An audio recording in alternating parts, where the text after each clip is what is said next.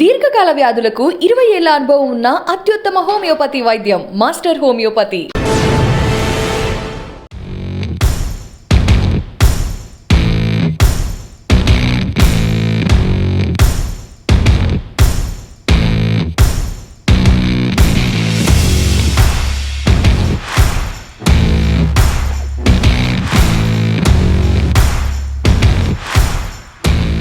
Police uniform by ఛాన్సా by choice? By chance ఏదో ఒక ఉద్యోగం చేయాలనే తాపత్రయం. మీ మూమెంట్ తెలియకుండా మీరు అక్కడ ఉద్యోగం ఎలా చేశారు? నేను దర్పల్లిలో ఉన్నప్పుడు సిఐఎస్ఎఫ్ బ్లాస్టింగ్ జరిగింది. సిఐఎస్ఎఫ్ వాళ్ళు ఇద్దరిని చంపేశారు. అక్కడ బాడీలు కూడా ట్రైన్లో తీసుకొచ్చిన పరిస్థితి ఏర్పడింది. పోలీసులను ఇన్వాల్వ్ చేసి బ్లాస్ట్ చేస్తే 9 మంది చనిపోయారు. ట్రైన్లో తీసుకురావడం జరిగింది. వాళ్ళు నిజామాబాద్లో వాటర్ ట్యాంక్ బ్లాస్ట్ చేద్దాం అనుకున్నది ఎంతవరకు కరెక్ట్? రిలయబుల్ సోర్స్ ద్వారా తెలిసిన కుటుంబ పట్టుకున్నాం. చాలామంది ప్రాణాలు కాపాడగలిగాం. ఉమ్మడి గోపి అని ఒక అతను నా మీద అటాక్ చేయాలని చూసి 6th నైట్ ఆ బ్లాస్టింగ్ చేశారు పోలీసులు. మీ ఎస్ఐ గారికి మ్యారేజ్ గిఫ్ట్ అని చెప్పి పెట్టడం జరిగింది. మీరు ఆ టైంలోనే మా నాన్న ఎన్కౌంటర్, అది లైవ్ ఎన్కౌంటర్ కదండి. అది ఎందుకు ఇట్లేదు? అదే సందర్భంలో నాకు యాక్సిడెంట్, అది నేను చనిపోయేటువంటి బతికినట్టు. ఆర్మూర్లో మా యొక్క గ్రేటెస్ట్ అచీవ్మెంట్ ఏంటంటే, మేము ఒక లలిత అని ఒక టీచర్ నాకు బాగా గుర్తుంది. ఆ కేసు ఆమెను చంపేసి ఆమె వస్తువులు ఒక దగ్గర, ఆమె బాడీ ఒక దగ్గర కాలబెట్టి చంపేసింది. కానీ అదే టైంలో పోరబండ ఏరియాలో ఒక అమ్మాయిని ఇంటి పైన మర్డర్ చేస్తారు. రేప్ అండ్ మర్డర్ అని ఈ ఆర్మూర్లో పనిచేసేటప్పుడు ఒక నర్సరెడ్డి అని ఒక అతన్ని చంపేసింది. చూస్తున్నాగానే చంపేసింది. ఏబీపీలో కూడా ఒక మర్డర్ చేసి పడేసిపోయారు. లవ్ పేరు మీద చేసారు. ఒకసారి కేసు చెప్పండి. అంబీర్ చెరువుది ఒక లేడీని చంపేసి దానిలో చంపేసి. సార్, మీరు నేపాల్ వరకు వెళ్ళారు ఒక కేసులో. అక్కడ మీకున్న ఇబ్బందులు ఎలాగ వచ్చాయి? బీహార్లో 15 రోజులు ఉన్నాము. అక్కడ పబ్లిక్ ఎవరు కోఆపరేట్ చేయరు. మనం నాయకుల మధ్యన తమ్మినేని కృష్ణయ్య మర్డర్ అయింది. దానిలో ఏం జరిగింది సార్? ఇద్దరు కజిన్స్. అది కోర్టులో ఉంది కాబట్టి ఎక్కువ డిస్కస్ చేయడం కరెక్ట్. అది కాకుండా నల్గొండ లిమిట్స్ లో ఒక మర్డర్ అయింది. ఇంజెక్షన్ తోటి ఒక RMP. సార్, ఆ కేసు గురించి చెప్పండి. ఆ లేడీ ఇంకోటి తీసుకుంటాడు పోయి కొనడానికి. Correct. Welcome to crime diaries. ఈ వారం మన గెస్ట్ 1995 బ్యాచ్ పోలీస్ ఆఫీసర్, పేరు జి బస్వారెడ్డి గారు, ఏసీపీ ఖమ్మం రూరల్. బస్వారెడ్డి గారు 95లో డిపార్ట్మెంట్ వచ్చేసరికి నక్సల్స్ మూవ్మెంట్ చాలా విపరీతంగా ఉండేది. ముఖ్యంగా నిజామాబాద్ జిల్లాలో అది పీక్ స్టేజ్లో ఉంది. ఒక దశలో తీసుకుంటే ఆర్పి మీనా గారి తర్వాత కొంత తగ్గిన, మహేందర్ గారి టైంలో కొంత కంట్రోల్ అయినా మరొకసారి వెళ్ళి అప్పర్ హ్యాండ్ అయింది. ఆ టైంలో బస్వారెడ్డి గారు తర్వాత వాళ్ళకున్న ఎస్పీ గారు ఒక టీం ఫామ్ అయ్యి మనుషులు కూడా వెళ్ళలేని పరిస్థితిలో, రవాణా సౌకర్యం లేని అడవిలోకి వాళ్ళు వెళ్ళి అక్కడున్న దళాలని ఏరివేతలో చాలా కృషి చేశారు. అంటే కేవలం దళాలు ఏరివేతే అనేది ప్రధాన లక్ష్యంగా కాకుండా అక్కడ ప్రజల్లో ఉన్న వాళ్ళు కొంతమంది తిరిగి వాళ్ళ వైపు వెళ్లకుండా వాళ్ళ మార్పు తీసుకురావడం, వాళ్ళకి అవగాహన కల్పించడం, సరెండర్ అవుతారన్న వాళ్ళకి సరెండర్ చేయించడం అనేది తీసుకొచ్చారు. అన్నిటికన్నా ఆయన సర్వీసులో ఎన్కౌంటర్లు, ఎక్స్చేంజ్ ఆఫ్ ఫైర్లు కాకుండా రేపు జరగాల్సిన ఒక పెద్ద మేజర్ ఇన్సిడెంట్ని ఆయన టీం కంట్రోల్ చేశారు. తర్వాత నిజామాబాద్ తర్వాత ఆయన కేపీహెచ్బి, తర్వాత సిసిఎస్ పనిచేసి ప్రస్తుతం ఖమ్మం రూరల్లో పనిచేస్తున్నారు. ఆయన డిపార్ట్మెంట్లో వచ్చేసరికి నక్సల్స్ మూవ్మెంట్తో పాటు ట్రెడిషనల్ క్రైమ్ ఎక్కువగా కనిపించేది. తర్వాత వైట్ కాలర్ అఫెన్స్, ప్రస్తుతం సైబర్ క్రైమ్ ప్యాటర్న్ మారుతుంది. కానీ దాన్ని ఏ విధంగా కంట్రోల్ చేస్తున్నారు? ప్రస్తుతం ఖమ్మంలో ఒకప్పుడు ఇక్కడ కూడా నక్సల్స్ మూవ్మెంట్ ఉంది, కానీ ప్రస్తుతం ప్రశాంతంగా ఉంది. ఇక్కడ సైబర్ క్రైమ్ కంట్రోల్ కానీ ఏ విధంగా చేస్తున్నారు, లా అండ్ ఆర్డర్ ఇష్యూస్ని ఎలా షార్ట్ అవుట్ చేస్తున్న విషయాల్ని సార్ని అడిగి తెలుస్తుంది. సార్, నమస్తే అండి. బస్వారెడ్డి గారు, దాదాపు 2014-15 ఫస్ట్ మీరు 11 ఆ టైంలో మీరు కేపీహెచ్బి కుక్కడిపల్లి పోలీస్ స్టేషన్కి వచ్చారు. మీకు ఒక బందోబస్తు వచ్చారు. ఎవరంటే ఈయన చాలా ఎన్కౌంటర్ స్పెషలిస్ట్ అని చెప్పారు అప్పుడు. తర్వాత సీన్ కట్ చేస్తే కేపీహెచ్బి ఇన్స్పెక్టర్కి వచ్చారు. అక్కడ మాకు రెగ్యులర్గా కలడం, మాట్లాడడం. తర్వాత మీ ప్రీవియస్ రికార్డ్ చూస్తే సిన్నాపల్లి లాంటి ఏరియా, మానాలి ఎన్కౌంటర్, చాలా అంటే అన్ని ఎన్కౌంటర్ అనకూడదు, ఎక్స్చేంజ్ ఆఫ్ ఫైర్స్ జరిగాయి. మీరు వచ్చినప్పటికీ మూవ్మెంట్ ఎలాగుండేది? అప్పుడు మూమెంట్లో మీరు ఏ విధంగా దాన్ని రిస్క్ చేయడానికి వెళ్ళేవారు? ఆపరేషన్ కోమింగ్ చేస్తూ క్రమేపీ అది తగ్గిన తర్వాత ఇప్పుడు పోలీసింగ్ మారింది. ముఖ్యంగా చెప్పాలంటే సైబర్ క్రైమ్, వీటిని కంట్రోల్ చేయడానికి మీరు ఏం చేస్తున్నారు? ఈ ప్రశ్నలు సమాధానం చెప్పే ముందు బసవరెడ్డి గారి కుటుంబ నేపథ్యం, బసవరెడ్డి గారు పోలీస్ యూనిఫామ్ బై ఛాన్సా బై చాయిసా వేసుకున్నారు? నమస్తే మురళి గారు. మాది సామాన్యమైన మధ్యతరగతి కుటుంబం, వ్యవసాయం పైన ఆధారపడిన కుటుంబం. మేము 5 మండలంలో ఎక్కడండి? మాది భూదాన్ పోచంపల్లి మండలం, పెద్దగూడెం గ్రామం, యాదాద్రి జిల్లా. ఫస్ట్ ఇంతకుముందు ఉమ్మడి నల్గొండ జిల్లా. మా ఊర్లో మేము ఫస్ట్ మా కుటుంబం నుంచి పీజీ చేసిన వాళ్ళం మా ఊర్లోనే. ఫస్ట్ మా బ్రదర్ ఫస్ట్, నేను ఎంఏ ఎకనామిక్స్ చేసిన. మాది అగ్రికల్చర్ కుటుంబం. చిన్నప్పుడు చాలా వ్యవసాయం పనులు చేసుకుంటూ, కొన్ని సందర్భాల్లో మేము వేరే వాళ్ళ దగ్గర కూడా మేము పనిచేసిన సందర్భం. అగ్రికల్చర్ కుటుంబం. కష్టపడి మేము చదువుకున్న పీజీ చదువుకున్నప్పుడు యూనివర్సిటీలో అడ్మిట్ అయినాము.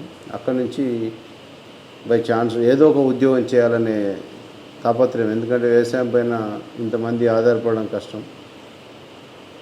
అందరికంటే నేను ఈ ఉద్యోగంలో ఏదైనా ఉద్యోగం సాధించాలనే కోరిక మా మదర్కి ఎక్కువగా ఉండే. ఆమె ఆశయం కొరకు నేను కొన్ని ఎఫర్ట్స్ చేసినాను. నేను బీఈడీ చేసిన, టీచర్ జాబ్ చేయాలని, ఏదైనా స్కూల్ పెట్టుకోవాలని. దాని తర్వాత ఈ ఉద్యోగం అనేది బై ఛాన్స్ నేను రాయడం జరిగింది. అందులో నేను సెలెక్ట్ కావడం జరిగింది. ఓకే సార్, సెలెక్ట్ అయిన తర్వాత మీరు చెప్తున్నట్టుగా చిన్న గ్రామీణ ప్రాంతం నుండి, ఒక గ్రామీణ ప్రాంతం నుండి నిరుపేద కుటుంబం వచ్చింది మీకు. మీ కుటుంబంలో అందరూ యూనిఫామ్ వేసుకుని, అప్పటికే నక్సల్స్ మూమెంట్ ఉంది, పోలీసు ఉద్యోగం కూడా భయపడే రోజులు అవి. అవును. పోలీసు ఉద్యోగం ఎందుకు వెళ్తున్నారా మనం అంటే, వెళ్ళిన వ్యక్తి ఇంటికి వస్తాడా లేదా అనే ఒక వాతావరణం ఉన్న టైంలో మీరు యూనిఫామ్ వేసుకున్నప్పుడు మీ ఇంట్లో వాళ్ళు అబ్జెక్షన్ చేశారు అమ్మా నాన్న? లేదు ఛాలెంజ్ తీసుకొని చెయ్యి అని చెప్పి పంపించారా? నిజంగా చెప్పాలంటే ఈ మా ఎస్ఐ జాబ్ గురించి, ఈ పోలీస్ ఉద్యోగం గురించి మా కుటుంబ నేపథ్యంలో అంత తెలిసిన అవగాహన చాలా తక్కువ ఉంది. ఓకే. కాకపోతే వాళ్ళు వీళ్ళు చెప్పిన దాన్ని బట్టి పోలీస్ డిపార్ట్మెంటు అందులో ఉన్నది ఫస్ట్ అలాట్మెంట్ నిజామాబాద్ జిల్లా, ఫుల్ నక్సలైట్ సెపరేట్ అందరూ అని చెప్తూ ఉంటే వాళ్ళు కొంచెం టెన్షన్ పడ్డది మాట వాస్తవం. మేము కూడా డిపార్ట్మెంట్లో ఫస్ట్ లైఫ్ ఈజ్ ఇంపార్టెంట్ కదా, మాకు కూడా కొంచెం మరి నిజామాబాద్ నక్సలిజం బాగుంటుంది, లైఫ్ థ్రెట్ ఉంటుంది అని ఉద్దేశంతో పోయినాము. పోయిన తర్వాత చాలామంది పోలీస్ ఆఫీసర్లు, అనురాధ మేడం, నేను ఫస్ట్ రిపోర్ట్ చేసింది మేడం అనురాధ మేడం ఐపీఎస్ గారికి, అక్కడ జిల్లా ఎస్పీ గారు. మేడం చాలా ఎంకరేజ్మెంట్ చేసింది మమ్మల్ని. దాని తర్వాత సివి ఆనంద్ గారు మా గాడ్ ఫాదర్ లాగా ఉంది అప్పుడు, అంటే మాకు ఒక మోడల్ సివి ఆనంద్ గారు. ఆయన ఎంకరేజ్మెంటు, ఆయన ప్రోత్సాహం, తర్వాత అతను చేపించిన గైడెన్స్ ప్రకారంగా మేము జిల్లాలో పనిచేయడం జరిగింది. ఓకే సార్, ఫస్ట్ పోస్టింగ్ మీకు ఇక్కడ? మా ఫస్ట్ పోస్టింగ్ అప్పుడు సివి ఆనంద్ గారు ఇచ్చారు మాకు. అంటే మేడం గారు రిపోర్ట్ చేశారు కదా, కానీ మేడం గారు మా ప్రొబేషనరీ పీరియడ్ అయిపోగానే మళ్ళీ సిపి గారు సివి ఆనంద్ గారు వచ్చారు. అక్కడ సివి ఆనంద్ గారు మాకు ఫస్ట్ దర్పల్లి పోలీస్ స్టేషన్ ఇచ్చారు. దర్పల్లి అంటే it is one of the most vulnerable affected by the PW group. అప్పుడు సింగిల్గానే వెళ్ళి మేము రిపోర్ట్ చేసినాం. మేము సింగిల్గానే ఒక బండి మీద రోడ్ కూడా లేదు కదండి అప్పుడు రోడ్ కూడా ఉండే బీటీ రోడ్ ఉండే కానీ సింగిల్ రోడ్ ఉండే. కానీ అప్పుడు ఒకరి మీద సైకిల్ మోటార్ మీద వెళ్ళి సివిలియన్ లాగా వెళ్ళి పోయి రిపోర్ట్ చేసినాం. అసలు వెళ్ళేసరికి పోలీస్ స్టేషన్ ఎలా ఉంది? పోలీస్ స్టేషన్ అది నిజాం కాలం నాటి చిన్న ఫారెస్ట్ గెస్ట్ హౌస్ లాగా ఉండి చిన్న హట్ లాగా ఉంటుండే. అది నేను వెళ్ళిన తర్వాత మా పిల్లలని ఒకటి పోలీస్ స్టేషన్ బిల్డింగ్ కట్టడం జరిగింది. సార్, మీరు వెళ్ళేసరికి దర్పల్లి అనేది కంప్లీట్గా వాళ్ళ అప్పర్ హ్యాండ్, ఎక్కడ పోయినా వాళ్ళే ఉంటారు. మీ మూమెంట్ తెలియకుండా మీరు అక్కడ ఉద్యోగం ఎలా చేశారు? అప్పుడు దర్పల్లి అంటే సిరినాపల్లి, ఎల్లారెడ్డిపల్లి, నల్లవెల్లి, కొరటపల్లి, ఇవన్నీ చాలా హాట్ సీట్స్ అన్నమాట వాళ్ళకి. మేము ఎక్కడ పోయినా ఏదైనా విలేజ్ విజిట్ వెళ్ళాలన్నా మేము ఎప్పుడు కూడా బండ్లను కానీ even we did not use 2 wheelers also. Identification only నైట్లో మేము పోయి కామన్ బస్సులో వెళ్ళే వాళ్ళము, మెయిన్ కొంచెం దూరము. దాని తర్వాత ఇంకా ఇంటీరియర్ వెళ్ళాలంటే బస్సు కూడా యూజ్ చేసేవాళ్ళం కాదు. స్పెషల్ పార్టీ తోటి, ఏపీఎస్పీ వాళ్ళతోటి, ఆర్మడ్ ఫోర్స్ తోటి క్రాస్ కంట్రీలో ఈవెన్ కాలిబాట కూడా వెళ్ళే వాళ్ళం కాదు. ఎందుకంటే blastings they scared of police uniform కాబట్టి అప్పటికే జరిగిన ఇన్సిడెంట్స్ ఏమున్నాయండి దర్పల్లిలో చాలా అంటే ఎన్కౌంటర్స్ ఎక్స్చేంజ్ ఆఫ్ ఫైర్స్ అయినాయి కానీ మేజర్ ఇన్సిడెంట్స్ జరగలేదు. కానీ నేను దర్పల్లిలో ఉన్నప్పుడు 99 ఎలక్షన్స్ అయితే 99 జనరల్ ఎలక్షన్స్లో చంద్రాయనపల్లిలో ఒక బస్సు సిఐఎస్ఎఫ్ బస్సు బ్లాస్టింగ్ జరిగింది. మేము అక్కడ సిఐఎస్ఎఫ్ ఎలక్షన్లో రిట్రీట్ అవుతున్న పోలీస్ ఫోర్స్ మీద డైరెక్షనల్ మైన్స్ పెట్టి చేయడం వల్ల సిఐఎస్ఎఫ్ వాళ్ళు ఇద్దరిని చంపేశారు. ఇద్దరు చనిపోయారు స్పాట్లో.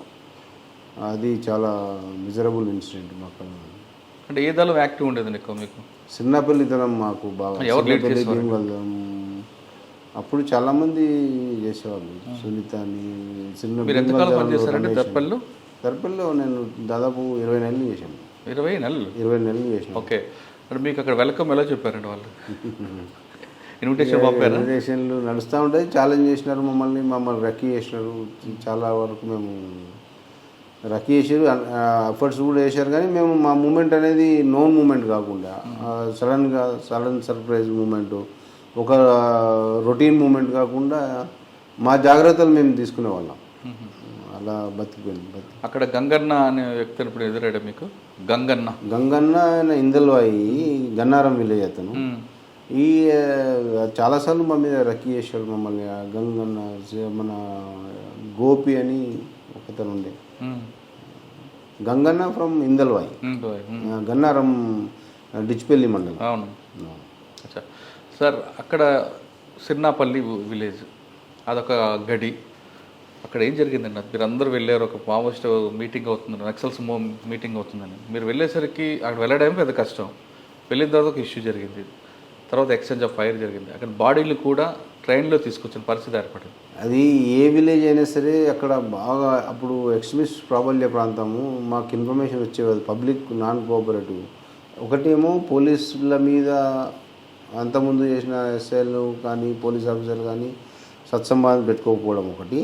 రెండో కారణం, మేజర్ కారణం ఏంటంటే వాళ్ళకు పోలీస్ తోటి సంబంధాలు పెట్టుకుంటే వాళ్ళు ఎక్కడ మమ్మల్ని చంపేస్తారు అని, ఇన్ఫర్మేట్ పేరు మీద చంపేస్తారని చెప్పి ఉద్దేశంతో మాకు కొంచెం తగ్గింది. నేను వెళ్ళిన తర్వాత ప్రజలతోటి మమేకమై ప్రజలను కూర్చోబెట్టి వాళ్ళతోటి, మనం కూడా ప్రజలలో భాగమే కాబట్టి వాళ్ళతో మంచిగా ర్యాపోర్ట్ పెట్టుకోవడం కదా, కొంచెం ఇన్ఫర్మేషన్ ద్వారా ఒకటి ఉన్నారని సంచరిస్తుంటే మాకు ఎక్స్చేంజ్ ఆఫ్ ఫైర్ అయింది. దాంట్లో మృతులను తీసుకురావడం కూడా ఇబ్బంది. జనరల్గా అంతకుముందు డిచ్పల్లి మండలంలో ఇట్లనే ఒక మనిషిని చంపేసిన తర్వాత పోలీసులను ఇన్వైట్ చేసి బ్లాస్ట్ చేస్తే 9 మంది చనిపోయారు. అట్లాంటి కారణాలు ఉంటాయని చెప్పి మనం ఎక్స్చేంజ్ ఆఫ్ ఫైర్లో జరిగిన వాళ్ళను ట్రైన్లో తీసుకురావడం జరిగింది. It is hard time for police. అసలు ఆ రోజు ఏం జరిగింది సిర్నాపల్లిలో? ఆ రోజు అంటే ఫారెస్ట్లో వాళ్ళు మీటింగ్ పెట్టుకుంటున్నారని ఇన్ఫర్మేషన్ వచ్చింది. వాళ్ళని అరెస్ట్ చేద్దామని పోయినాం. అంటే అక్కడ వెళ్ళడానికి అంత ఈజీగా పట్టలేదు కదా, ఎంత టైం పట్టింది మీరు? అది మేము ఎప్పుడైనా మా మూమెంట్ ఎప్పుడైనా కానీ నైట్లో ఉంటుండే. నైట్లో ఒకసారి ట్రైన్లో వెళ్ళేవాళ్ళము, ట్రైన్లో వెళ్ళి మధ్యాహ్నం దిగేవాళ్ళము, ట్రైన్ ఆపి దిగేవాళ్ళము. ఓసారి క్రాస్ కంట్రీ ద్వారా నడుచుకుంటా బైనాక్యులర్స్ పెట్టుకొని జీపీఎస్ పెట్టుకొని వెళ్ళేవాళ్ళం. ఆ రోజు నైట్లో జీపీఎస్ పెట్టుకొని క్రాస్ కంట్రీలో వెళ్ళినాము. అక్కడ ఇన్ఫర్మేషన్ నక్సలైట్ల వాళ్ళు మమ్మల్ని చూసి ఫైర్ చేశారు. మేము ర్యాండమ్గా ఫైర్ చేసినాము. అక్కడి నుంచి ఫైర్ వచ్చింది మాకు. అక్కడ వచ్చింది సార్. ఆ టైంలో నల్గొండ జిల్లా నుంచి నిజామాబాద్ జిల్లాకు వచ్చిన మీకు ఎందుకలా ఈ ఉద్యోగం చేసాం అనిపించిందా, లేదు దీన్ని ఒక ఛాలెంజ్గా తీసుకొని ముందుకు వెళ్దాం అనిపించింది? నా ఆలోచన ఏంటంటే, మనం చేస్తే ఉద్యోగం చేయడం అనేది జరిగితే 100% డిపార్ట్మెంట్కు ఏదైతే లక్ష్యాలు ఉంటాయో, డిపార్ట్మెంట్కు సంబంధించిన కానీ ఉద్యోగపరంగా ఏదైతే లక్ష్యాలు ఉంటాయో ఆ లక్ష్యాలను 100%గా చేయాలనే ఆలోచన కలవాలి. నిజంగా ఉద్యోగం చేస్తున్నప్పుడు దాంట్లో చేయాల్సిందే కాబట్టి 100% చేయాలి. ఒకవేళ ఉద్యోగం నచ్చకపోతే వెళ్ళిపోవడానికి మార్గాలు ఉంటాయి. ఇంటికి వెళ్ళిపోవడం, రిజైన్ చేయడం. కానీ మనం చేసినంత వరకు 100% డిపార్ట్మెంట్ కానీ సొసైటీకి కానీ లాభం చేకూరే విధంగా చట్టబద్ధంగా ఏ విధంగా చేయాలనేది దృష్టిలో పెట్టుకొని 100% ఇన్వాల్వ్మెంట్ అయితే చేసినాం. కమిట్మెంట్తో చేయాలంటారు అంతే. ఎస్, ఏ ఉద్యోగం అయినా సరే చేయాలనుకుంటే కమిట్మెంట్తో చేయాలి, లేదంటే వదిలేయాలి. కానీ చేస్తూ కమిట్మెంట్ లేకుండా చేస్తే అది వృధా అని నా ఉద్దేశం. సార్ చిన్నపల్లిలో మీరు ఉన్న టైంలోనే దర్పల్లి ఉన్న టైంలోనే ఒక ఇన్ఫర్మేషన్ రావడం, వాళ్ళు నిజామాబాద్లో వాటర్ ట్యాంక్ బ్లాస్ట్ చేద్దాం అనుకున్నది ఎంతవరకు కరెక్ట్? అది 100% కరెక్ట్. అది మాకేందంటే మాకు ఇన్ఫర్మేషన్ వచ్చింది ఆడ ల్యాండ్ మైన్స్ బ్లాస్టింగ్ మెటీరియల్స్ ఉన్నాయని నాకు స్పెసిఫిక్ ఇన్ఫర్మేషన్ రావడం జరిగింది. అప్పుడు మాకు సిఏ గారు త్రిమూర్తులు సార్ ఉండే, అది కూడా నైట్లో మేము రైడ్ చేసి కొంతమందిని దానిలో ఎవరైతే రిలయబుల్ సోర్స్ ద్వారా తెలిసినాయో కొంత పట్టుకున్న తర్వాత వాళ్ళని పట్టుకొని ఇంటర్వ్యూ చేస్తే అది ఆల్రెడీ కొంత మెటీరియల్ అక్కడ దొరికింది, కొంత మెటీరియల్ టౌన్కు షిఫ్ట్ అయిపోయింది. అది వాటర్ ట్యాంక్ని బ్లాస్ట్ చేయాలని చెప్పి అక్కడ తీసుకుపోయి చెప్పారు. అది ఇమీడియట్గా మేము రెస్పాండ్ అయ్యి ఎస్పీ గారి నోటీసులో పెట్టేసి ఎస్పీ గారి గైడెన్స్లో ఆ మెటీరియల్ కూడా తీసుకోవడం జరిగింది. దానివల్ల చాలామంది ప్రాణాలు కాపాడగలిగినాం. ఒకవేళ బ్లాస్ట్ అయి ఉంటే పక్కన పోలీస్ స్టేషన్తో పాటు మిగతా ఎంతమంది డ్యామేజ్ అయి ఉండేది? అది చాలా పెద్ద ఎత్తున డ్యామేజ్ జరిగేది టౌన్లో కాబట్టి ప్రాణ నష్టం కూడా బాగా జరిగేది. 2 టౌన్ పోలీస్ స్టేషన్ పక్కనే ఉంటుంది వాటర్ ట్యాంక్. అవును, 2 టౌన్ ఓల్డ్ సిటీలు కాబట్టి చాలామంది థిక్ హౌసెస్ ఉంటాయి. అది నష్టాన్ని మనం ఆ బ్లాస్టింగ్ ఇంపాక్ట్ని బట్టి మనం నష్టాన్ని అంచనా, కానీ మేజర్ డ్యామేజ్ జరిగేది.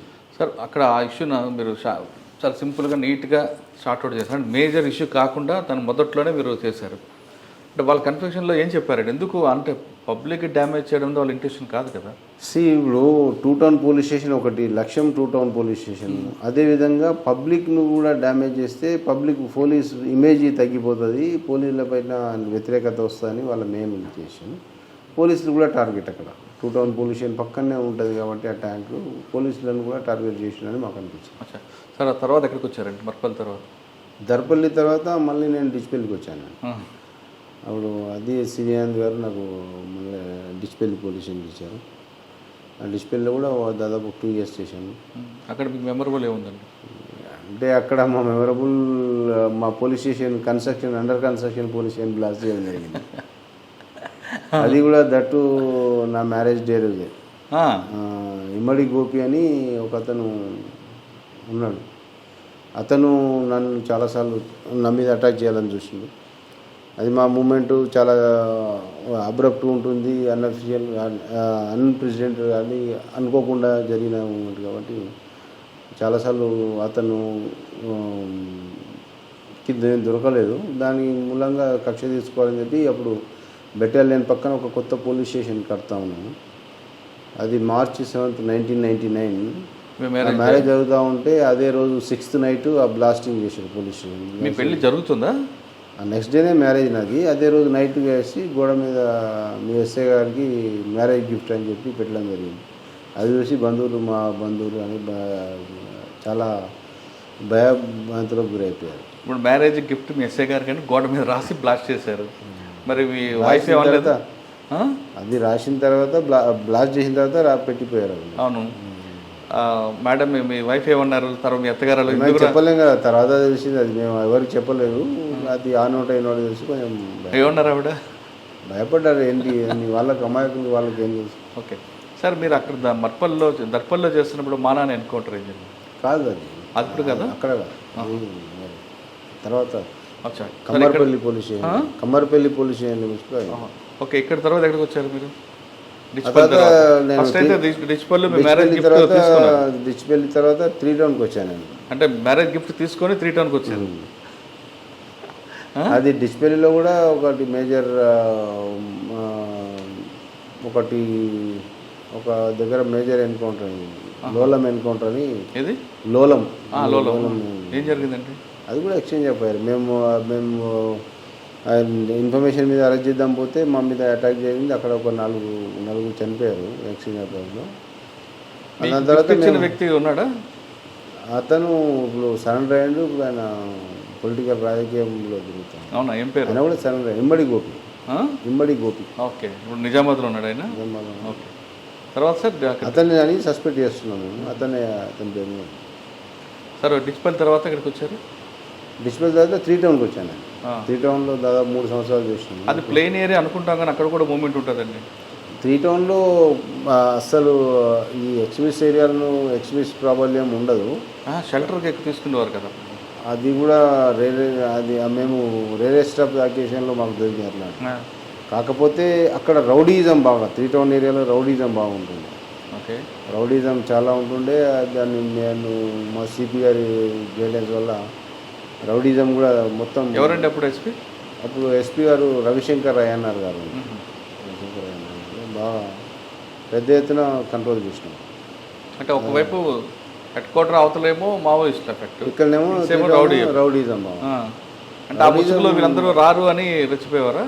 పోలీసులు అందరూ అటు వెళ్తుంటారు, ఇటు పట్టించుకోరని వీళ్ళు రెచ్చిపోయేవారా? అంటే అట్లని రౌడీజం అది త్రీ టౌన్ ఏరియాలో అమల్వాడి అంతా రౌడీజం చాలా పెట్టింది పేరు. అంతా రౌడీ మామూలు కానీ గ్యాంగ్ కానీ అవన్నీ చాలా పెద్ద ఎత్తున ఉంటుండే. దానిలో మెయిన్ శ్రీనివాస్ అని ఒక రౌడీ షీటర్ ఉండే. అతను మీద యాక్షన్ తీసుకున్నాం. బాగా కొన్ని రోజులు అబ్స్కాండింగ్ అయిపోయిన తర్వాత మంచిగా మారిపోయి ఒక కౌన్సిలర్ అయిపోయాడు. దురదృష్టవశాత్తు యాక్సిడెంట్లో చనిపోయాడు పాపం. అక్కడ మీకు మెమరబుల్ కేసు అంటే రౌడీలు కంట్రోల్ చేయడంతో పాటు అంతే రౌడీజం బాగా కంట్రోల్ చేసినాం అప్పుడు బాగా. అదే చాలా ఎస్పీ గారు చాలా హ్యాపీగా ఫీల్ అయిపోయింది. అది ఇంతవరకు అప్పుడు వరకు అక్కడ కేసు డిటెక్ట్ ఏం లేవండి. మీరు నార్మల్ రొటీన్ కేసులో డిటెక్షన్స్ ఉండే. మామూలుగా రౌడీలు కంట్రోల్ చేయడం, రౌడీలు అనేది ఫస్ట్ ప్రయారిటీ. ఎందుకంటే ప్రజలు చాలామంది రౌడీజం ద్వారా చాలా నష్టపోయారు, చాలా ఇబ్బందులకు గురైనారు. దాంట్లో భాగంగానే కొంచెం మంచిగా. త్రీ టౌన్ తర్వాత నేను మళ్ళీ కమ్మర్పల్లికి ట్రాన్స్ఫర్ అయ్యాను. ఎందుకు అక్కడికి వేశారు మీకండి? Prashant part of it is a part of transfers కదా. అక్కడ మీకు అక్కడ నేను 2 సంవత్సరాలు దాదాపు 2 సంవత్సరాలు పనిచేస్తాను. అక్కడ కూడా చాలా అప్పుడు అక్కడ పబ్లిక్ తోటి రిలేషన్స్ బాగా మానాల విలేజ్ ఉంటుండే. పబ్లిక్ రిలేషన్స్ మూవ్మెంట్ చేసి పబ్లిక్ అక్కడ కొంచెం ఏం కావాలని చూసి పబ్లిక్లో చాలా వరకు పబ్లిక్ నేను సాయం. మీరు ఆ టైంలోనే మానాన్ని ఎన్నుకుంటారు? అదే టైంలో మానాల అదే ఏరియాలో అయింది మానాల. ఏం జరిగిందండి అక్కడ సేమ్ ఇన్ఫర్మేషన్ మాకు రొటీన్గా వాళ్ళు ఇట్లా ఎక్స్ప్రెస్ వచ్చి మూవ్మెంట్ చేసుకొని పబ్లిక్ హాని కలిగిస్తారని చెప్పి ఇన్ఫర్మేషన్ తోటి మేము ఫోమింగ్ చేస్తూ ఉంటే మా మీద ఫైర్ చేసి మేము అది చేసి లైవ్ ఎన్కౌంటర్ కదండి, చాలాసేపు జరిగింది ఎక్స్చేంజ్ ఆఫ్ ఫైర్ కదండి. ఇక అది ఉన్నదండి, అది జరిగింది వాస్తవం. అంటే బంపింగ్ ఎన్కౌంటర్ కాదు, చాలా లైవ్లో జరిగింది. చాలా రిలేషన్స్ వచ్చింది దాంట్లో. అది అబద్ధం. అది యాక్సిడెంటల్గా మేము ఇన్ఫర్మేషన్ మీద జనరల్ ఇన్ఫర్మేషన్ మీద పోతున్నాం. ఫస్ట్ వాళ్ళే ఫైర్ చేశారు. అది పేపర్లో చాలా రోజులు అది ఫేక్ న్యూస్ వచ్చేది. అది అబద్ధం. కానీ అక్కడ ప్రత్యక్ష సాక్షులు కొంతమంది తర్వాత ఏం చెప్పారంటే, ఒక ఎన్కౌంటర్ స్టార్ట్ అయింది, ఎక్స్చేంజ్ ఆఫ్ ఫైర్ అయిన తర్వాత కొన్ని బాడీలు పడ్డాయి, మళ్ళీ గ్యాప్ ఇచ్చి మళ్ళీ ఫైరింగ్ అయింది. అది 1 అవర్ ఎక్స్చేంజ్ ఆఫ్ ఫైర్. అది 1 అవర్లో జరిగింది. 1 అవర్ వరకు జరిగింది. అదే డే టైం జరిగింది. ఎర్లీ మార్నింగ్ 6-7 o'clock అప్పుడు ఉంటుంది. దాంట్లో ఎందుకు క్యాజువాలిటీస్? ఎందుకు అంటే అప్పుడు ఎస్పీ మధుసూదన్ రెడ్డి గారు. తర్వాత అండి మానాల తర్వాత నేను బాల్కొండ వెళ్ళాను. బాల్కొండ వెళ్ళి ఇమ్మీడియట్గా అక్కడ ఎక్కడ రోజులు పనిచేయలేదు. అక్కడ నుంచి నాకు ప్రమోషన్ వచ్చింది. ప్రమోషన్ ఇక్కడ నిజామాబాద్ ప్రమోషన్ నాకు వరకు మీరు ఆల్రెడీ టార్గెట్ అయ్యారు. ఒకసారి మిమ్మల్ని అటాక్ చేద్దామని చూశారు. మరి ఈ టార్గెట్ని ఎలాగ మీరు సేవ్ చేసుకుంటూ వచ్చారు? అంతే, సేమ్ పర్సనల్ వెపన్స్ ఉండే. మేము మూమెంట్ కూడా మాది నోన్ మూమెంట్ కాకుండా, ముందు అడ్వాన్స్ మూమెంట్ కాకుండా కొంచెం కాన్ఫిడెన్షియల్గా సీక్రెట్గా మూమెంట్ చేస్తుంటాం. బట్ మీకు డైరెక్ట్గా అటాక్ ఎప్పుడు చేయలేదు, ప్రయత్నం చేయలేదు? పడను. వాళ్ళు ఎప్పుడు అంబుష్ చేయలేదా మీకు? ఇంకా తర్వాత మాకు అంబుష్ చేసిన లేదు. నాకైతే నోటీసులకు రాలేదు. చేసి ఉంటుండే, నాకు ఐడియా లేదు అంత. ఇది ఎందుకంటే ఇది తర్వాత మేము కన్ఫెషన్లో కానీ కొన్ని ఇన్సిడెంట్లలో కానీ మాకు చెప్పడం జరిగింది కాబట్టి చేసినాం. ఓకే, అక్కడ ప్రమోషన్ వచ్చింది బాల్కొండలో. దాని తర్వాత బాల్కొండలో ప్రమోషన్ అయ్యాక బిచ్కుంద వెళ్ళాను 1 year. ఆ బిచ్కుందలో లా అండ్ ఆర్డర్ కొంచెం ట్రాఫిక్ అది బాగా కంట్రోల్ చేసినాము. అదే సందర్భంలో నాకు యాక్సిడెంట్ అయింది. అక్కడ యాక్సిడెంట్ అయింది నాకు. అవును, బిచ్కుందలో యాక్సిడెంట్ అయింది. అఫీషియల్ డ్యూటీలో వెళ్ళి వస్తుంటే రోడ్ యాక్సిడెంట్ అయింది. ఆ వాటర్ ట్యాంకర్ వచ్చేసి టర్నింగ్ మీద రాంగ్ రూట్ వచ్చి కొట్టాడు. అది నాకు అప్పుడు నేను చనిపోయేటువంటి బతికినాను. అయ్యో, అది రైట్ మోకాలు నీ ఫ్రాక్చర్ అయింది. నీ పటిలా 10 pieces అయింది. సర్జరీ చేసి సెట్ చేసి. ఎన్ని రోజులు ఉన్నారు బెడ్ రెస్ట్? నేను అది 1 మంత్ ఉన్నాను, 1.5 మంత్ ఉన్నాను. దాని తర్వాత నాకు అది యాక్సిడెంటేనా లేదా మీరు టార్గెట్ వాళ్ళు చేసింది? Accident, purely accident. దాని తర్వాత రిపోర్ట్ చేసినాక మళ్ళీ ఖమ్మం ఆర్మూర్ టౌన్ ఇచ్చారు. ఆర్మూర్ సర్కిల్ ఇన్స్పెక్టర్ పిచ్చుకొంద నుండి పిచ్చుకొంద నుంచి ఆర్మూర్ ఇచ్చారు. అనురాధ మేడం గారు, మళ్ళీ ఐజీ గారు ఆర్మూర్ పోస్టింగ్ ఇచ్చారు. ఎవరండి? అనురాధ మేడం ఇచ్చారు. ఆవిడకి రిపోర్ట్ చేస్తారు, ఆవిడ ఇచ్చారు. మేడం అక్కడే ఇచ్చారు. అక్కడేమో ఛాలెంజ్ చేస్తారు మీకు? అక్కడ నేను పొలిటికల్ బ్యాక్గ్రౌండ్ ఎక్కువ ఉంటుంది కదా, పొలిటికల్ ఇంటర్ఫరెన్స్. ఆర్మూర్ పొలిటికల్ అంటే మేము ఎవరున్నా కానీ పబ్లిక్ శ్రేయస్సు, పబ్లిక్ యొక్క నష్టం ఎప్పుడు జరగదు. ఆర్మూర్లో మా యొక్క గ్రేటెస్ట్ అచీవ్మెంట్ ఏంటంటే మేము చాలా మర్డర్ కేసులు లైఫ్ కన్విక్షన్ తీసుకోవడం జరిగింది. Life conviction. ఒక లలిత అని ఒక టీచర్, నాకు బాగా గుర్తుంది ఆ కేసు. నేనే పర్సనల్ ఇన్వెస్టిగేషన్ చేశాను. 120B వాళ్ళది 120B కూడా ఉంది మర్డర్లో. రెండిట్లలో 120Bలో కూడా కన్విక్షన్ వచ్చింది 10 years. యాక్చువల్గా ఆమె గవర్నమెంట్ టీచర్. ఆమె భర్త సెకండ్ వైఫ్ను చేసుకున్న తర్వాత ఈమెను సెకండ్ వైఫ్ ఒక 2-3 హైర్ చేసుకొని ఆమెను చంపేసి, ఆమె వస్తువులు ఒక దగ్గర, ఆమె బాడీ ఒక దగ్గర కాలబెట్టి చంపేసింది. అది దాంట్లో ఇన్వెస్టిగేషన్ చేసి దాంట్లో life conviction with 10 years punishment ఆ ఇన్వెస్టిగేషన్లో తీసుకున్నాము. భర్తకి వచ్చిందా? భర్తకితో పాటు ఆ లేడీ చంపించింది, భర్త కాదు, లేడీ చంపించింది. దాంట్లో లైఫ్ కన్విక్షన్ తీసుకున్నాము. ఓకే. అట్లా ఆర్మూర్లో చాలా కేసులలో లైఫ్ కన్విక్షన్. ఒక అతను ఎక్స్ట్రా మ్యారిటల్ రిలేషన్లో ఒక లేడీని తీసుకొని పోయి ఆమె దగ్గర ఉన్న నగలు అవన్నీ తీసుకొని వేల్పూర్ మండలం లిమిట్స్లో, ఆర్మూర్ నుంచి తీసుకొని పోయి వేల్పూర్ మండలంలో చంపేసి అది కూడా కాలబెట్టింది. దాంట్లో కూడా కొంచెం ట్రాక్ చేసి అతన్ని మూమెంట్ను ట్రాక్ చేసి 4-5 రోజులు ట్రాక్ రికార్డ్ తీసుకొని అతన్ని సస్పెక్ట్ తీసుకొచ్చి ఇంటర్వ్యూ చేసి అది ఇంటాక్ట్ ప్రాపర్టీ రికవరీ చేసి దాంట్లో కూడా లైఫ్ కన్విక్షన్ వచ్చింది. సాధారణ అంటే బాడీ నోన్ అయిన తర్వాత కేసు బ్రేక్ చేయడం అనేది ఒక పార్ట్ అండి. అన్నోన్ బాడీ దొరికిన తర్వాత ముందు బాడీ నోన్ చేసి తర్వాత ఇన్వెస్టిగేషన్ స్టార్ట్. ఇది కూడా అన్నోన్ బాడీ. దాన్ని ఎలా లీడ్ ఎక్కడ వచ్చిందంట అంటే అప్పుడు ఆమెకు చేతి మీద ఒకటి టాటూ మార్క్ ఉండే. అదృశ్యం కొంచెం ఏంటంటే ఆ టాటూ మార్క్ కాలలేదు. కాలకపోవడం వల్ల మనకు ఆ బాడీ నోన్ అయింది. బాడీ నోన్ ద్వారా ఆ నోన్ అయిన బాడీకి ఎవరెవరు పరిచయాలు ఉన్నారు, ఎవరెవరితోటి సంబంధాలు ఉన్నాయి, ఎవరు చేయడానికి అవకాశం ఉందని ఆ క్లోజ్ సర్కిల్ సస్పీషియస్ పర్సన్ తీసేస్తే ఒక ఆటో డ్రైవర్ అతని మీద డౌట్ వచ్చి అతన్ని పట్టుకొచ్చింది కానీ నాకు తెలియదు అన్నాడు.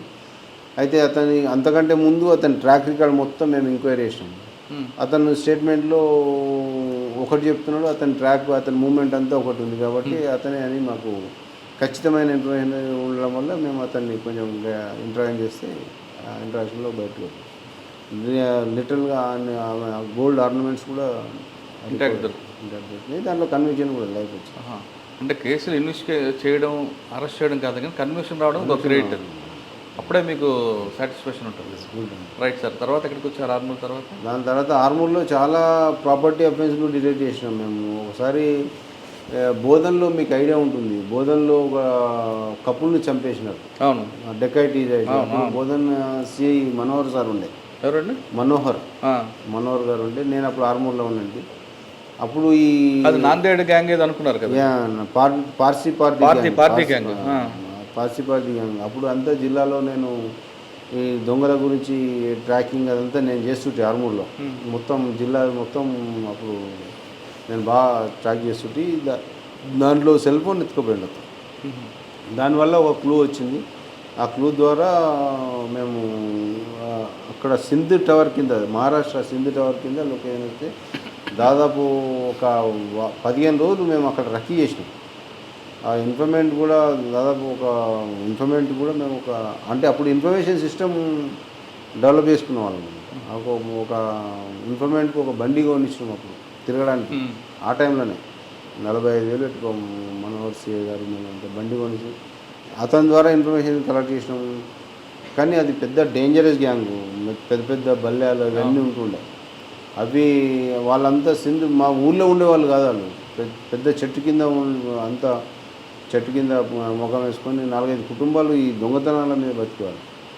అది ఇక్కడ నుంచి మేము ఆ, ఆ, జగన్మోహన్ రెడ్డి సార్ ఉండే అప్పుడు ఎస్పీ గారు జగన్మోహన్ రెడ్డి గారు మొత్తం ఇక్కడి నుంచి మొత్తం ఒక 60 మంది టీం పోయినాం మేము. బైనాక్యులర్ పెట్టుకొని గగులు పెట్టుకొని మొత్తం సరౌండర్ చేసి లాస్ట్లో పెట్టుకున్నాం. పెద్ద పెద్ద బల్లాలతో పెట్టుకొని ఎంటైర్ ప్రాపర్టీ రికవర్ చేసి వాళ్ళని చేసాం.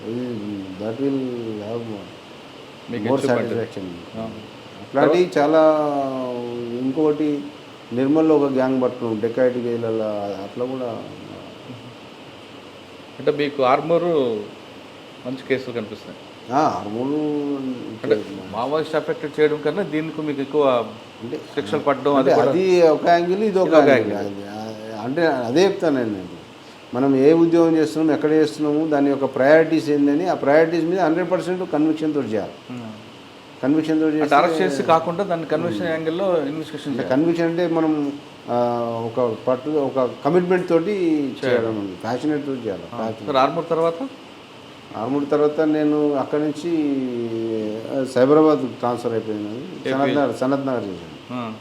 సనత్ నగర్లో కూడా ఈ కొంచెం రౌడీజము, చిన్న చిన్న మర్డర్స్ అవుతుండే. అక్కడ కొంచెం చిన్న చిన్న పెట్టి ఇష్యూలలో మర్డర్స్ అవుతుండే. అక్కడ కూడా 2-3 మర్డర్లు డిటెక్ట్ చేసినాము. అక్కడ మీకు బాగా గుర్తుండిపోయిన కేసు చెప్పండి ఒకటి. రైల్వే ట్రాక్ మీద ఒక మర్డర్ అయింది. దాంట్లో చిన్న క్లూ ద్వారా అతను పట్టుకొచ్చి అరెస్ట్ చేసినాం. దాంట్లో కూడా చాలా ఎఫర్ట్స్ పెట్టి చేసినాం. కానీ అదే టైంలో పోరబండ ఏరియాలో అంటే బీ లిమిట్స్లో ఒక అమ్మాయిని ఇంటి పైన మర్డర్ చేస్తారు. అది ఇప్పటికీ పెండింగ్ ఉంది కదా. అది దాంట్లో క్లూ రాలేదు. దాంట్లో చాలామంది అది అండర్ కన్స్ట్రక్షన్ హౌస్ మీద చేస్తారు. అది రేప్ అండ్ మర్డర్ అని మాకు కన్ఫర్మ్ అయింది. కానీ అంత మేము క్లూ రాలేదు దానికి. చాలా అంత క్లూ లేకుండా ఎలా చేస్తాడు. అప్పటికే టెక్నాలజీ డెవలప్ అయింది కదా, ఫోన్స్ కూడా ఉన్నాయి కదా. ఉన్నాయి కానీ అన్ని యాంగిల్లో ట్రై చేసినాము. అది ఒకటి దొరకలేదు మాకు. అది మీకు ఒక బాధ అనిపించింది. చిన్న అమ్మాయి కదండి బాబు. అది బాధ అనిపించింది. ఆర్మూర్లో పనిచేసేటప్పుడు ఒక మంతని అనే ఒక విలేజ్ ఉంటుంది. మంతని దాంట్లో కూడా కరీంనగర్ మంతని కాదు, అక్కడ మంతని అనే విలేజ్. అది మంతేమో అక్కడేమో మండలం, ఇదేమో చిన్న విలేజ్. ఆర్మూర్ మండలంలో మంతని అనే ఒక విలేజ్. అక్కడ కూడా నర్సారెడ్డి అని ఒక అతన్ని చంపేశారు. పబ్లిక్లో చూస్తూ చంపేశారు. చూస్తున్నాగానే చంపేశారు. అక్కడ కూడా విట్నెస్లు చాలా చాలా బాగా చెప్పారు. కానీ అక్కడ కొన్ని తప్పుదల వల్ల, అంటే వాళ్ళు కొన్ని హైదరాబాద్లో అడ్మిట్ చేసేటప్పుడు రోడ్ యాక్సిడెంట్ అని చెప్పి రికార్డ్ చేసినాం. అట్లా కొన్ని మిస్టేక్స్ వల్ల అది అక్యూట్ అయింది. అందులో కూడా చాలా బాధ అనిపించింది. ఇన్వెస్టిగేషన్లో పంచులు, సాక్షులు బాగా చెప్పారు. కానీ కోర్టు కొన్ని మనం కామెంట్ చేయకూడదు. కానీ సనత్ నగర్ కేసులో మీరు బాగా ఎఫెక్ట్ పెట్టారు, కానీ వర్కౌట్ కాదు. కానీ అది ఎప్పటికైనా అవుద్దని ఉందండి. ఇంకా అది చెప్పలేము మనం. కానీ అన్యాయంగా చంపారంట చిన్నపిల్ల. అంటే అక్కడ ఎవరో కొంతమంది వచ్చి పనిచేస్తున్నారు. అందరినీ పట్టుకొని బట్టినే ఇంటరాక్ట్ చేసినాం. అసలు ఏ క్లూ అయినా వదిలిపెట్టలేదు. కానీ అది డిటెక్ట్ కాలేదు. సనత్ నగర్ ద్వారా కేపీహెచ్బి కేపీహెచ్బిలో కూడా ఒకటి మన అంబీర్ చెరువు అని ఒకటి ఉంటుంది. అందులో కూడా ఒక మర్డర్ చేసి పడేసిపోయారు లేడీని, అమ్మాయి లవ్ పేరు మీద చేసారు. దాంట్లో కూడా చిన్న క్లూస్ తోటి డిటెక్ట్ చేసినాం. దాంట్లో ఒకసారి కేసు చెప్పండి. అంబీర్ చెరువుది ఒక లేడీని చంపేసి లవ్ పేరు మీద తీసుకొని పోయి చంపేసి తాళ్ళకు దానిలో చంపేసి. అది కూడా క్లూ లేకుండే. అది కూడా అమ్మాయిని ఐడెంటిఫై చేసిన తర్వాత ఎవరైతే చేసిరో అతన్ని ఆ లవ్ పేరు మీద చేసిన పట్టుకొచ్చి అరెస్ట్ చేసి.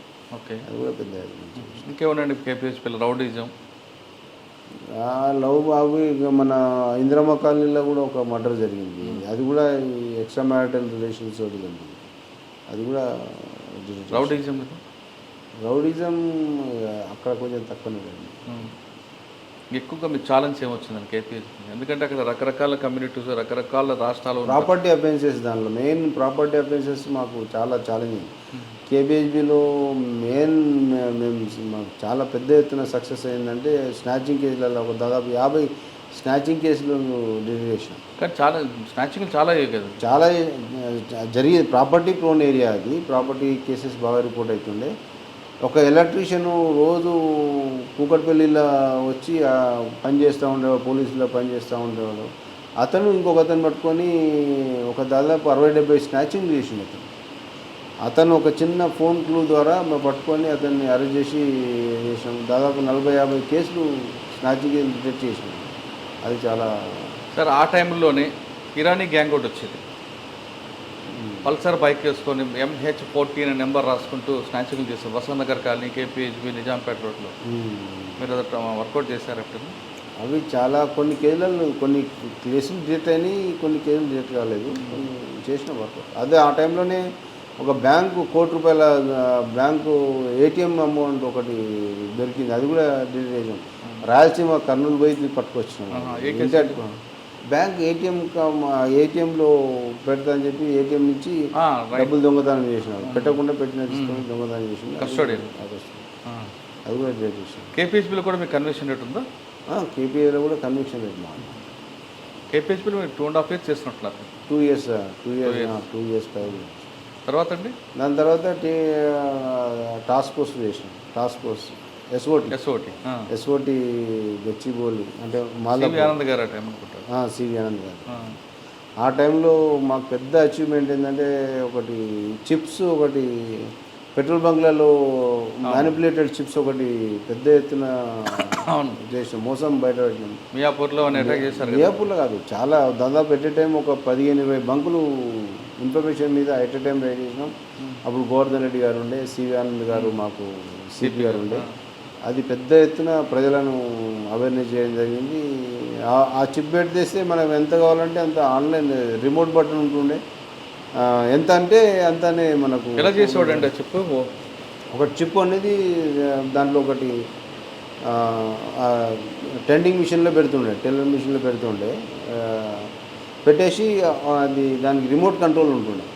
ఆ రిమోట్ కంట్రోల్ మనము ఎవరైనా చెకింగ్ వచ్చినా అనుకోండి, అది చిప్ను ఆఫ్ చేస్తే అది ఆఫ్ మోడ్లోకి వెళ్ళిపోతుండే. లీటర్ అంటే లీటర్ వస్తుండే. అది లేదంటే మనం ఎవరు చెకింగ్ లేనప్పుడు అది ఆన్ చేసి ఉంటే అది ప్రీసెట్ అనమాట. లీటర్కు 900 ml వస్తుండే. 900 ml అంటే 900 ml వస్తుండే. ఒక లీటర్కు 100 ml తక్కువ వస్తూ ఉండే. అట్లా చేస్తుండే. అది అన్ని బంగ్లాల్లో పట్టుకొచ్చిన అవును, వాళ్ళందరినీ పట్టుకొచ్చి డిమాండ్ చేస్తుండే. SOTలో డ్రగ్స్ బాగా పట్టుకున్నాం. డ్రగ్స్ సప్లై కూడా బాగా, డ్రగ్స్ మీద కూడా బాగా. ఇంకా డ్రగ్స్ ఇది అది నేను తక్కువ కదా 6 నెలలే చేసినాం. దాని తర్వాత 6 నెలలే చేసినాం. అక్కడి నుంచి తర్వాత అక్కడి నుంచి అది ఎలక్షన్ ట్రాన్స్ఫర్లో హైదరాబాద్ వచ్చేసి బేగంపేట. ఎక్కడికి వచ్చారు? బేగంపేట చేసి. బేగంపేట అప్పుడు ఉధృతమైన మూమెంట్, తెలంగాణ మూమెంట్ వచ్చింది. తెలంగాణ వచ్చింది అప్పటికే. అప్పుడు బేగంపేటలో బాగా బందోబస్తులు, ఎయిర్పోర్ట్ వరకు అంటే బందోబస్తు ఉండే. బేగంపేట ఎన్ని సంవత్సరాలు చేశారు అక్కడ? బేగంపేటలో 2 years చేసాం. ఓకే. బాగా అక్కడే మీకు అచీవ్మెంట్ లేదు? అక్కడ ఇక మెయిన్ ప్రాపర్టీ అఫెన్సెస్ ఎక్కువ. అక్కడ బందోబస్తులు, అవి మర్డర్స్ కూడా. ఒక ముస్లిం కాలనీలో మర్డర్ అయింది. అది ఇమ్రాన్ అని అనుకుంటా, పేరు గుర్తు. కానీ అక్కడ అతన్ని కూడా ఇమ్మీడియట్గా పట్టుకొచ్చి ఇంటర్వ్యూ చేసాం ప్రాపర్టీ. దాని తర్వాత అంటే బేగంపేట తర్వాత అప్పుడు దాని తర్వాత ఇంటెలిజెన్స్కి వచ్చినాం. CCSలో 1 CCSకి వచ్చాం. 1 year CCS హైదరాబాద్ CCSలో పనిచేసాం. అక్కడ ప్రాపర్టీ అఫెన్సెస్. ఎవరు DCP గారు? అప్పుడు మన ప్రభాకర్ రావు సార్ అండి, ఇంటెలిజెన్స్ సార్ అండి. దాని తర్వాత మహంతి సార్ అండి, అవినాష్ మహంతి గారు అండి. అప్పుడు ప్రాపర్టీ అఫెన్సెస్లో దాదాపు నేపాల్ దాకా పోయినాం మేము. అక్కడ నేపాల్, బీహార్. సార్ మీరు నేపాల్ వరకు వెళ్ళారు ఒక కేసులో. అక్కడ మీకున్న ఇబ్బందులు ఎలాగొచ్చాయండి? అందుకే లాంగ్వేజ్ ప్రాబ్లం ఉంటుంది. వాడున్న ఏరియాకి మీరు పోలేరు, లోకల్ పోలీస్ సపోర్ట్. బీహార్లో 15 రోజులు ఉన్నాము. అక్కడ చాలా హార్డ్ కోడ్ క్రిమినల్స్ ఉంటారు. ఎవరు కోఆపరేట్ చేయరు. మనకు పబ్లిక్ కోఆపరేట్ చేయరు, పబ్లిక్ వాళ్ళకు కోఆపరేట్ ఉంటుంది. అందువల్ల ఇక్కడి నుంచి నేరస్తులను అక్కడి నుంచి పట్టుకోవాలంటే చాలా ఇబ్బంది మనకు ఎదురవుతుంది. అట్లనే నేపాల్ ఇవన్నీ కొన్ని సెల్ ఫోన్ల గురించి అన్నీ నేపాల్ మీద అంటే ఆ నేపాల్ కూడా వేసాం. కానీ అక్కడ కూడా మనకి ఏం క్లూ రాలేదు. అంటే మీకు అక్కడ ఈజీగా మనకు వర్క్ అవ్వదు. మనకి చాలా అక్కడ పోలీస్ సపోర్ట్ చేయరా? లేదు, సపోర్ట్ చేయరు అసలు. మరి అంత దూరం వెళ్ళిన తర్వాత వేస్ట్ కదండి వెళ్ళడం. వేస్ట్ అని అనలేము, కాకపోతే ఒక థ్రెట్ అనేది వాళ్ళకు వస్తుంది. ఏపీ నుంచి వచ్చారు, తెలంగాణ నుంచి వచ్చి పోలీసులు వచ్చారంటే వాళ్ళు ప్రివెంట్ కూడా అవుతారు. మళ్ళీ రావడానికి కూడా మెసేజ్ పోవడానికి కాదు, ట్రూగా అఫెండర్స్ గురించి ట్రై చేసినాము. కానీ మనకు ఆ క్లూస్ రాలేదు. కాకపోతే అఫెండర్స్ గురించి వచ్చినాము తిరిగినాం అనేది వాళ్ళకి ఐడియా ఉంటుంది కాబట్టి ఇక్కడ నేరాలు కంట్రోల్ అవుతాయి. అక్కడ బ్యాక్ సిసిఎస్ తర్వాత మీరు సిసిఎస్ తర్వాత మళ్ళీ ఇంటెలిజెన్స్కి వెళ్ళాము. 5 ఏళ్ళు ఇంటెలిజెన్స్లో చేసినాము. అక్కడే ప్రమోషన్ వచ్చిందా? ఇంటెలిజెన్స్లోనే ప్రమోషన్ వచ్చింది. ఫస్ట్ పొజిషన్ ఇక్కడ ఇంటెలిజెన్స్లోనే అట్లనే ప్రమోషన్, ఇన్స్పెక్టర్గా ఇంటెలిజెన్స్లో పనిచేస్తూ ఇంటెలిజెన్స్లోనే ప్రమోషన్ వచ్చింది. మళ్ళీ అక్కడనే కంటిన్యూ అయిపోయినాము. ఏసీబీ యాజ్ ఏసీబీ కూడా 2 ఏళ్ళు చేసినాం. అంటే ఎక్కడ ఇంటెలిజెన్స్ ఇంటెలిజెన్స్ హైదరాబాద్ ఇంటెలిజెన్స్ అచ్చా తర్వాత ఇంటెలిజెన్స్ తర్వాత ఇక్కడికి 2021 ఇంటెలిజెన్స్ ఇక్కడికి వచ్చారు. ఖమ్మం వచ్చేసరికి మీకు మెయిన్ ఛాలెంజ్ ఏంటి? ఖమ్మం ఇక్కడ బాగా పొలిటికల్గా బాగా హైలీ అవేర్నెస్ పబ్లిక్ ఉంటుంది. ఇక్కడ main law and order problem ఒకటి. మెయిన్ లా అండ్ ఆర్డర్ ఇష్యూస్లో చాలా సమస్యలు. అంటే ఇక్కడ చిన్న చిన్న విషయాలకు ఇక్కడ కొట్లాడుకునే మనస్తత్వం ఇక్కడ కొన్ని మర్డర్స్ అయినాయి. ఇక్కడ పొలిటికల్ రూరల్లో బోనకల్లు వాటి దగ్గర ఒక మర్డర్ అయింది కదా. రూరల్ బోనకల్ మాది కాదు, నాయకుల మధ్యన తెల్దారుపల్లిలో ఒక మర్డర్ అయింది. ఏదండి? తెల్దారుపల్లి విలేజ్ తమ్మినేని కృష్ణయ్య మర్డర్ అయింది. దానిలో చాలా ఎఫర్ట్స్ పెట్టి అందరినీ అరెస్ట్ చేసిన. మీరు వచ్చాక అయింది అది?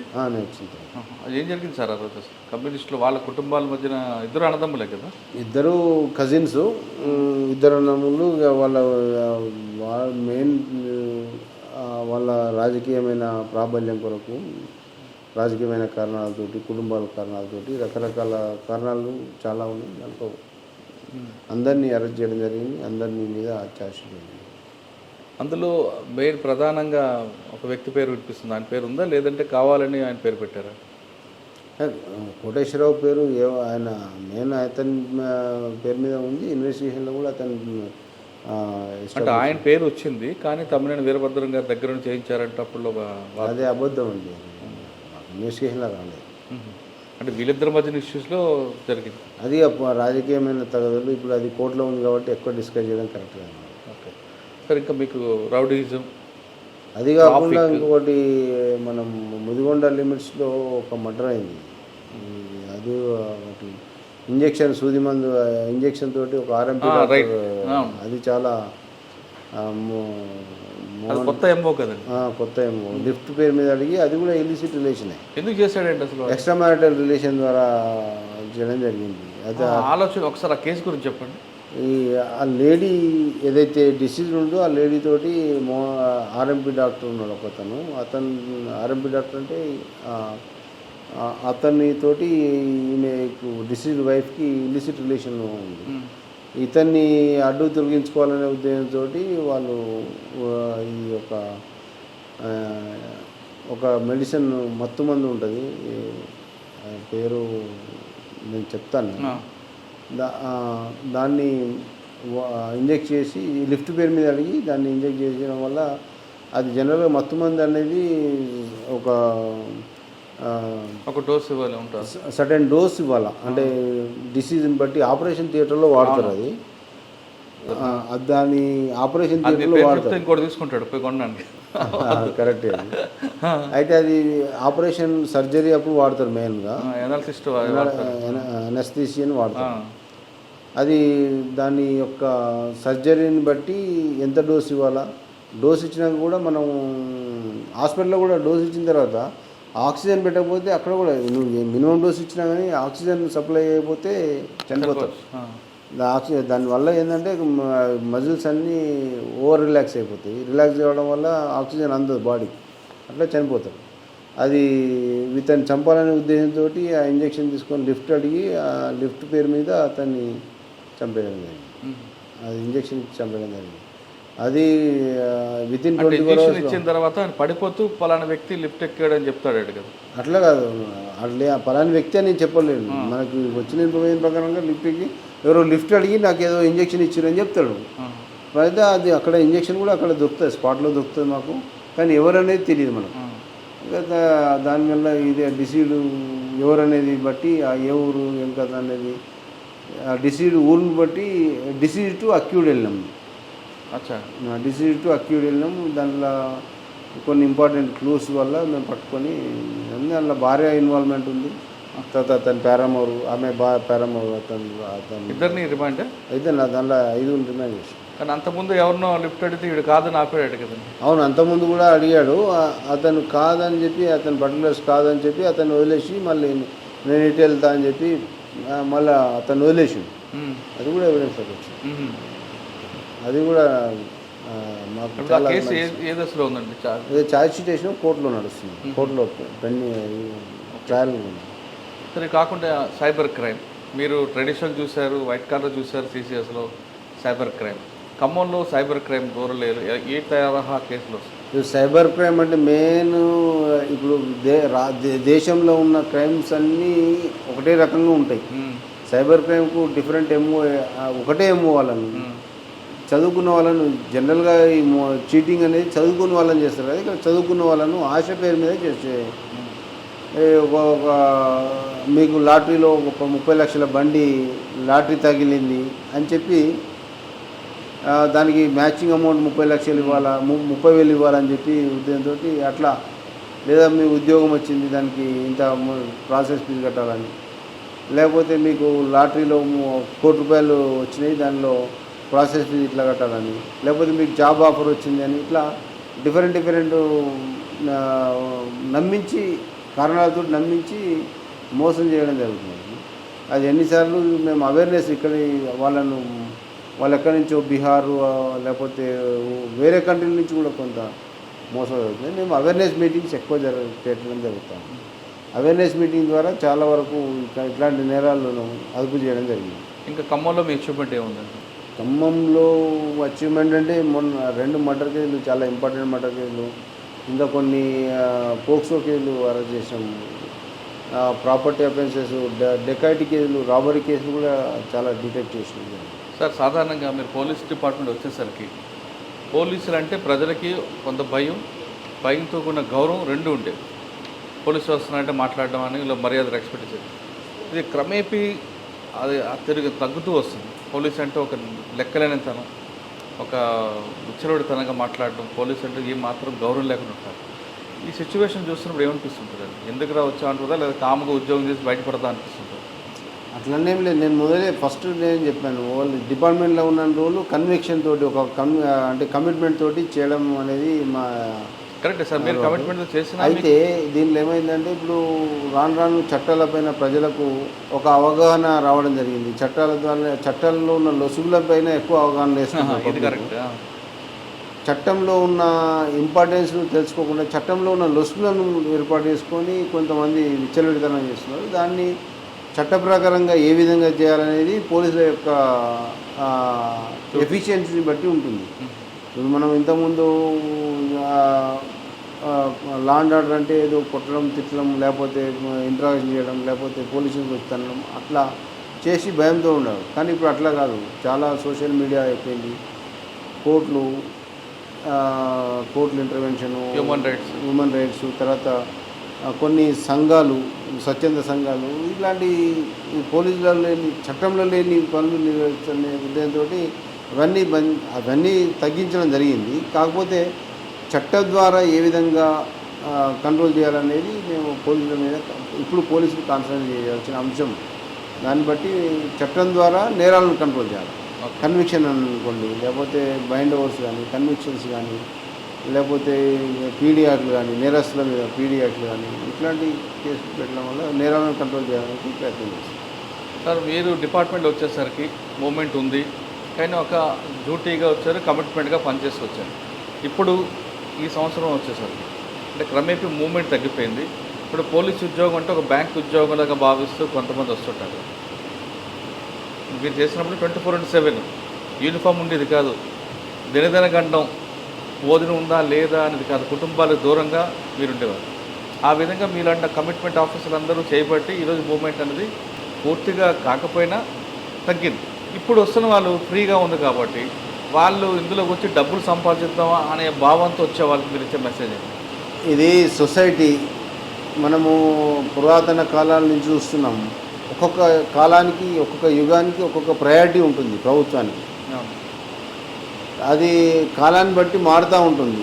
మీరు అన్నట్లు ఇప్పుడు అప్పుడు ఒక ప్రయారిటీ ఉండే, ఇప్పుడు మీరు అన్నట్టు సైబర్ నేరాలు కానీ, లా అండ్ ఆర్డర్ ఇష్యూస్ కానీ, మోసాలు కానీ వైట్ కలర్ అఫెన్సెస్ కానీ ఇప్పుడు మనకు చేయాల్సిన అంశాలు వీటి మీద నైపుణ్యత పెంచుకోవాలా. వీటి మీద నైపుణ్యత పెంచుకోకపోతే డిపార్ట్మెంట్కు పబ్లిక్ మీద నమ్మకం ఉండదు.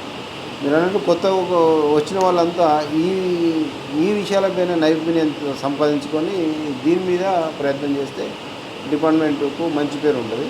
పబ్లిక్లో నేరాలు ఈ యొక్క టైప్ ఆఫ్ నేరాలు తగ్గిపోతాయి. ఇంతకుముందు ఎక్స్ట్రీమిజం ఇప్పుడు అంతా చాలా వరకు తగ్గిపోయింది. ఇప్పుడు ప్రయారిటీస్ వేరు ఉన్నాయి. ఇప్పుడు ప్రయారిటీస్ మీద ఇప్పుడున్న లక్ష్యాలు ఇప్పుడున్న డిపార్ట్మెంట్కు ఉన్న గోల్స్ ఏవైనా వాటిని సాధించడానికి మేము ప్రయత్నం చేయాలి.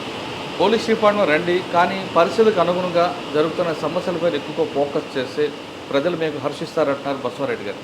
ఒకప్పుడు ఆయన వచ్చే సమయంలో నక్సల్స్ మూవ్మెంట్ తీవ్ర స్థాయిలో ఉండేది. ఆయన ఉద్యోగం కోసం కమిట్మెంట్గా పనిచేసి ఈరోజు మంచి ఆఫీసర్, డిపార్ట్మెంట్లో సీనియర్ ఆఫీసర్, గుడ్ ఆఫీసర్ అని పేరు తెచ్చుకున్నారు. ఇప్పుడు పోలీస్ డిపార్ట్మెంట్ వచ్చే వాళ్ళు కూడా కేవలం డబ్బు కోసమో లేదా పేరు కోసమో కాకుండా ప్రజాసేవ చేయాలి, ప్రస్తుత పరిస్థితికి అనుగుణంగా మారాలి, ముఖ్యంగా కమిట్మెంట్తో టెక్నాలజీ నేర్చుకుని ఉంటే ఖచ్చితంగా డిపార్ట్మెంట్ సక్సెస్ అవుతారంటూ బసవరెడ్డి గారు చెప్తున్నారు. ఇది వారం బసవరెడ్డి గారు ఎక్స్క్లూజివ్ ఇంటర్వ్యూ. వచ్చే వారం మరో గెస్ట్తో మళ్ళీ కలుద్దాం. అంతే, నమస్తే. థ్యాంక్ యూ అండి.